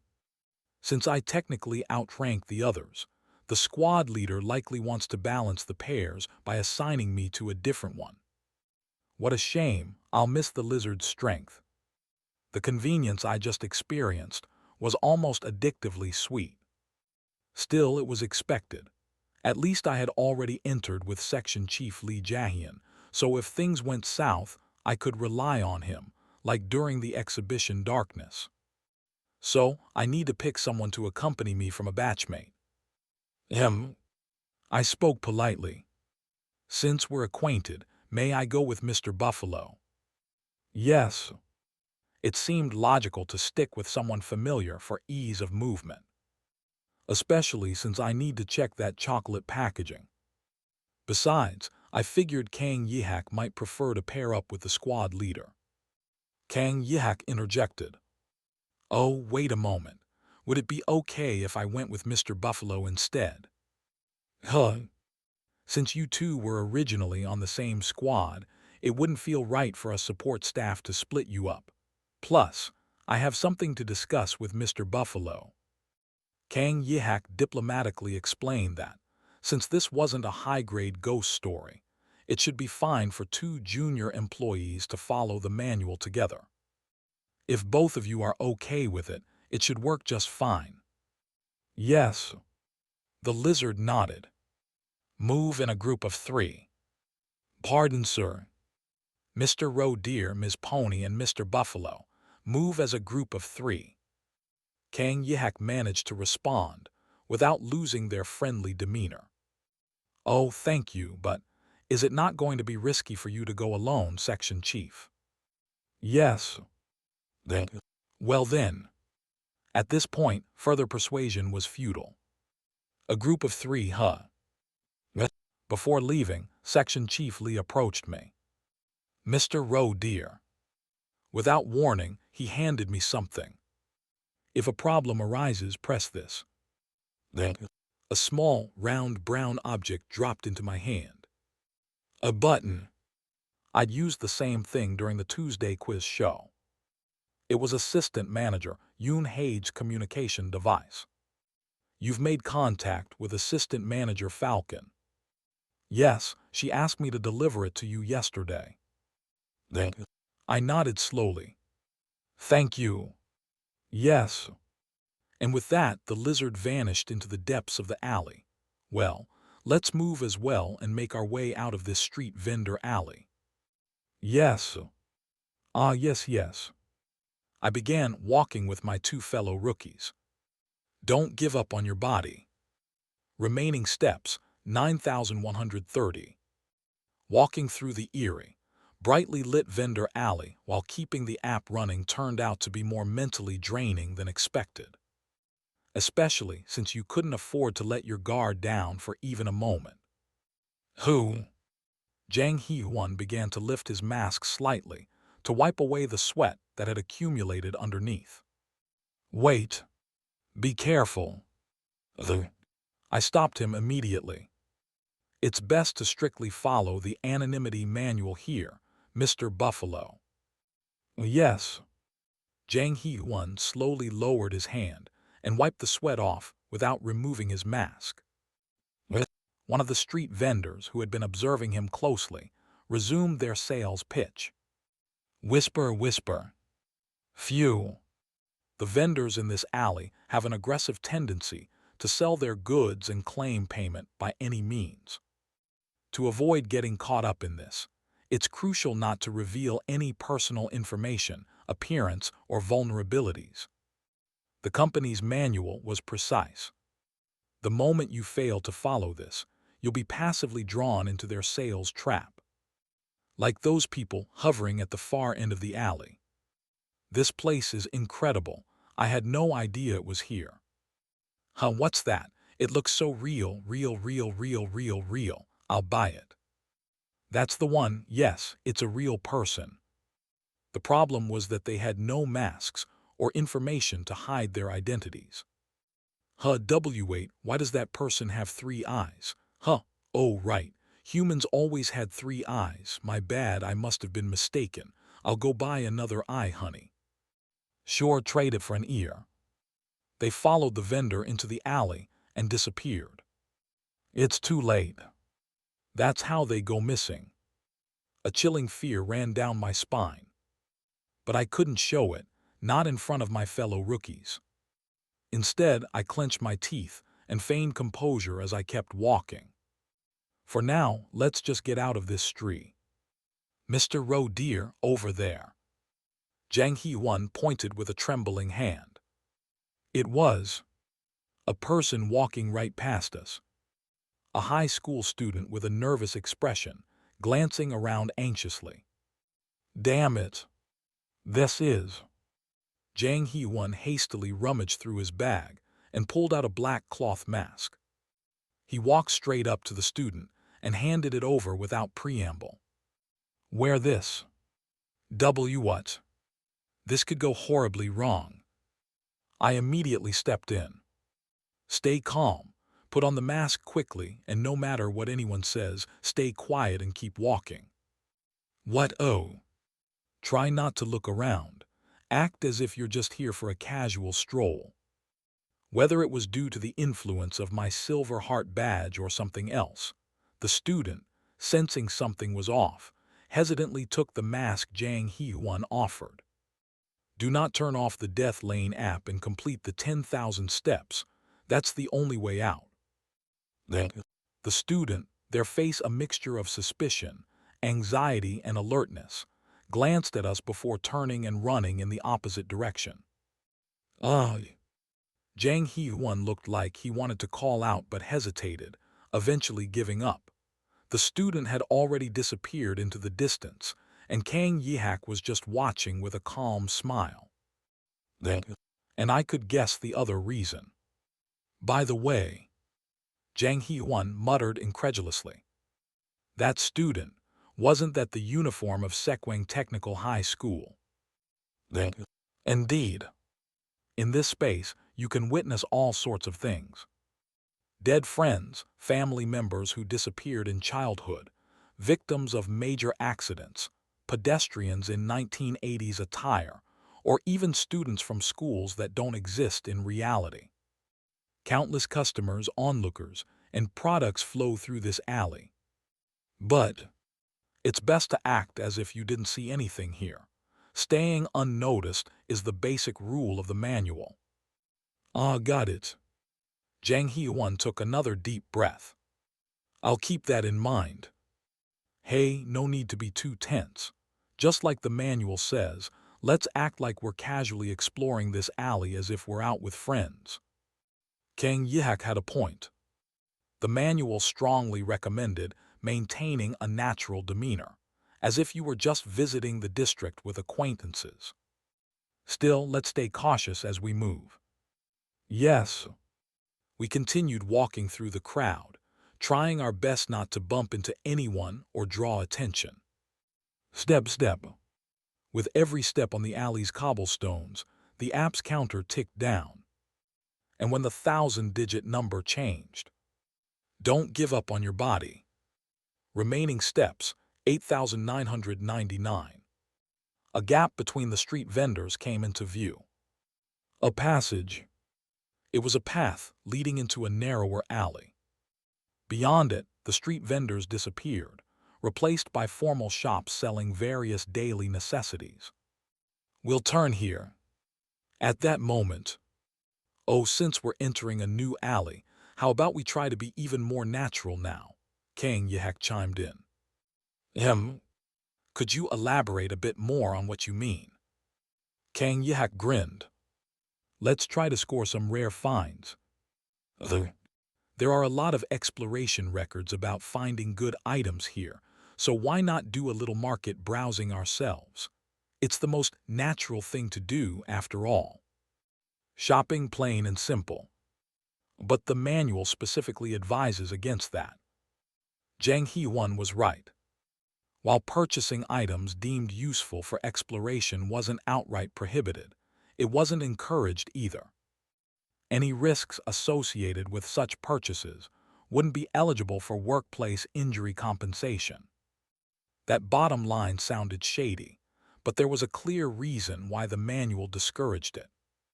The likelihood of impulsive buying was high. The longer you walked, the more this street would tempt you with appealing shops and goods. Employees, gradually losing their reason in this bizarre place, often ended up snatching up dangerous items without a second thought, even when payment didn't involve ordinary currency. And yet Kang Yihak brought this up anyway.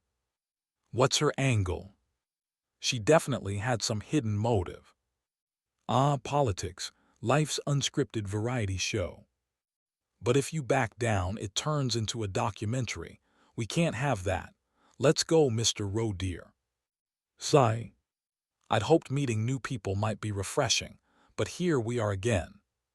Well, no choice. I flashed Kang Yihak a grin. Sure. The browsing sounds fun. Oh, you're on the same page, supervisor. I knew you'd agree. Yes. Then I casually raised my hand and pointed toward a certain shop I was all too familiar with. How about that one? Fresh meat butcher shop. A shop displaying live organs and body parts, identifiable by its red and blue lights and the blood-stained apron of the shopkeeper seated in front of the glass window. The goods look promising. Let's head inside. I took a step toward the butcher shop. This is what you call the you can't reason with a lunatic strat.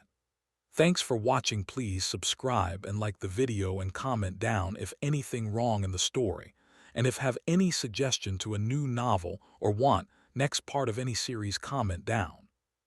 Our target is to get 1K subscriber. There will be SUPRISC for all of you. Stay tuned.